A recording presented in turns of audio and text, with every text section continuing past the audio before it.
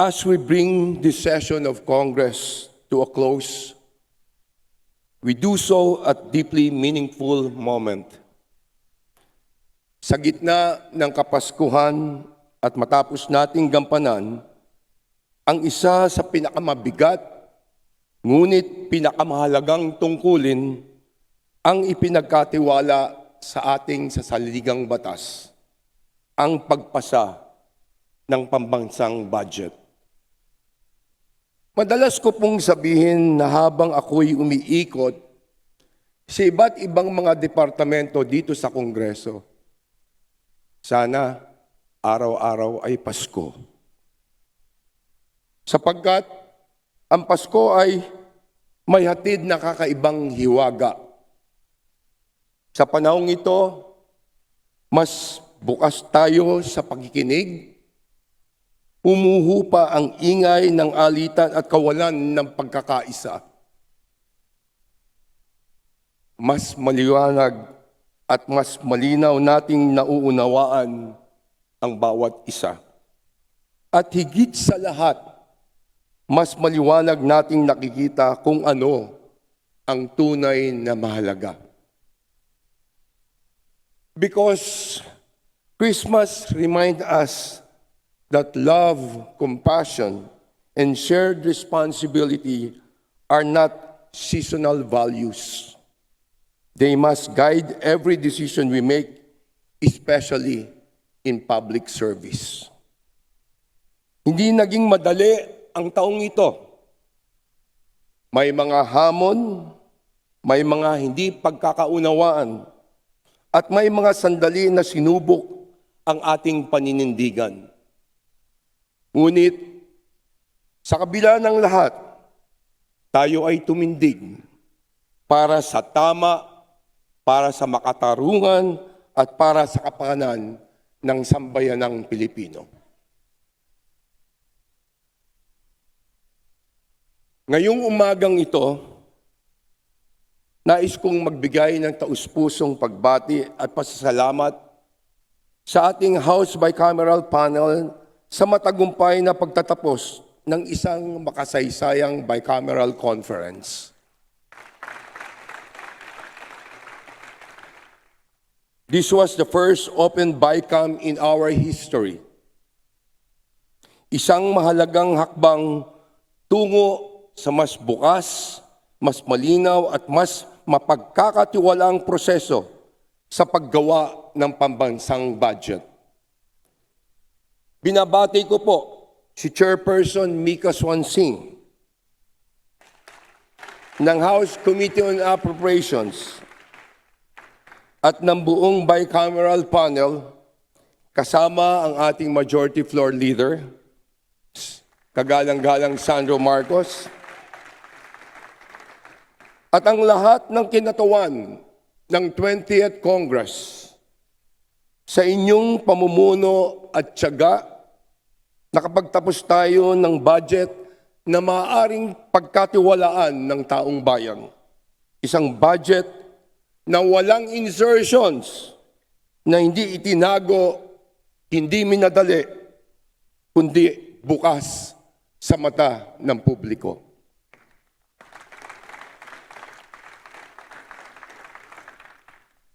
This budget is historic, not only because the process was transparent, but because the priorities were very clear. It is a budget shaped by love for the country, a deep understanding of our people's realities, and genuine compassion for our kababayan. Base po sa ating House General Appropriation Bill, ang edukasyon ang pinakapundasyon ng ating kinabukasan. Itinakda natin ang pinakamalaking educational budget sa kaysaysayan ng ating bansa, katumbas ng 4.1 ng ating GDP. Nalampasan po natin ang international benchmark. Ngunit higit sa mga numero, ang mahalaga ay ang kahulugan nito. mas maraming kabataang Pilipino ang magkakaroon ng maayos na silid-aralan, mas maraming guro ang masusuportahan, at mas maraming pangarap ang magkakaroon ng pagkakataong matupad. Mahigit 25,000 na silid-aralan ang maipapatayo at marirehabilitate at matatapos na ang mahigit 6 na taon na ating pong paghihintay. Fully funded na ang universal access to quality tertiary education na magbibigay ng pag-asa sa mahigit 2 million na estudyante.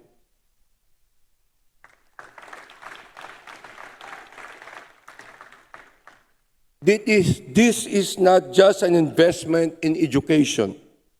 This is an investment in the future of the Filipino nation. Sa kalusugan, pinili natin bigyan ng prioridad ang buhay at dignidad ng ating mga kababayan. Pinalakas natin ang PhilHealth, ang MyFIP, upang may sakatuparan ang zero balance billing para sa mahihirap na pasyente sa ating pong mga publikong ospital. Sa larangan ng agrikultura, pinakinggan natin ang matagal ng panawagan ng ating pong mga magsasaka at mangingisda. Pinalakas natin ang suporta sa mahigit 1.4 million na magsasaka at mangingisda mula farm to market roads at mga irigasyon at hanggang makinarya, crop insurance at modernisasyon. Ipinaglaman natin ang 10 bilyong subsidiya dahil batid natin kapag may sapat na suporta ang ating pong mga magsasaka, may sapat na pagkain ang bawat pamilyang Pilipino. Ginawa natin ito dahil ang transparency ay hindi lamang ipinangako, ito ay isinasagawa at isinasabuhay. Alam natin na ang tiwala ng taong bayan ay hindi basta ibinibigay. Ito po ay pinaghihirapan, pinapanday, at pinangangalagaan araw-araw. At ngayon, Kapaskuhan, hayaan niyo ako mag-iwan ng isang mensahe ng pag-asa. Christmas reminds us that public service is an act of love. It teaches us to nurture a culture of kindness. Ang tunay na kagalakan sa paglilingkod bayan ay hindi nagmumula sa posisyon, titulo o kapangyarihan. Ito ay nagmumula na sa kaalaman natin na may isang batang makakapag-aral at makakapagtapos, may isang pasyenteng gumaling, may isang pamilyang muling umasa dahil pinili po nating maglingkod ng totoo at tapat. Sa gitna ng pagod, maraming ingay at maraming hamon sa politika. Ang Pasko, ang paalala na may saysay sa ating pong mga ginagawa, na ang bawat tamang desisyon, bawat matapang na paninindigan, at bawat tahimik na sakripisyo ay binhi ng pag-asa para sa ating bayan. Naway, dalhin natin ang diwa ng Pasko, ang pag-asa at malalim na kagalakan, hindi lamang sa ating mga tahanan, kundi sa bawat araw ng ating paglilingkod.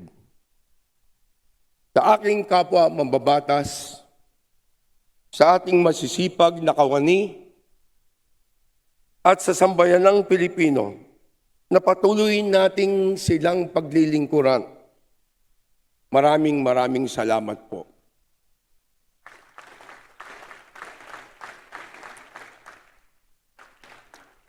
Maligayang Pasko sa ating lahat at naway sa biyaya at paggabay ng Puong May Kapal, magpatuloy ang ating sama-samang paglalakbay tungo sa isang mas makatarungan, mas maunlad, at mas mapagmalasakit na bagong Pilipinas. Mabuhay po tayong lahat at Merry Christmas.